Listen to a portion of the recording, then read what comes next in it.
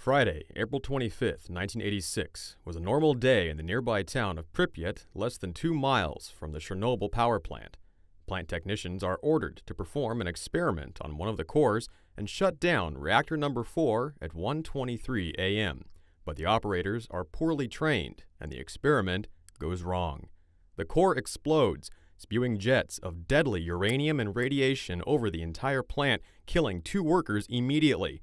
A fire rages out of control, and hundreds of unprotected emergency crews respond, exposing themselves to fatal radiation.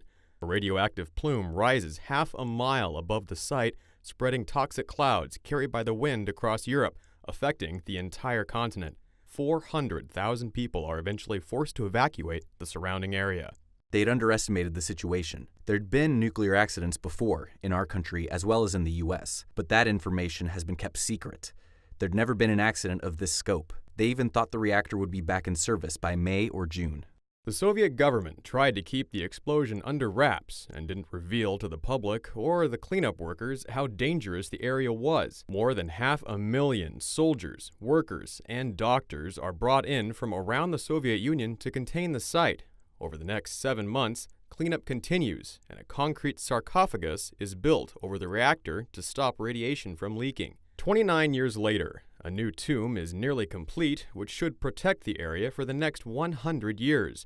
But that's just a fraction of how long the site will remain contaminated. The Ark is protecting the sarcophagus, where there's a lot of nuclear and toxic waste. It'll be safe to live here after at least 10 radioactive half-lives have passed. One average radioactive half-life lasts 30 years.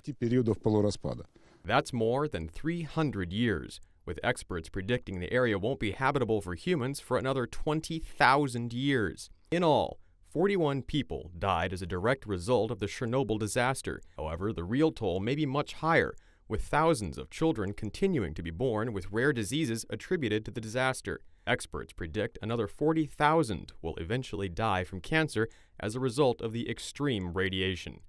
Pearson Sharp, One American News.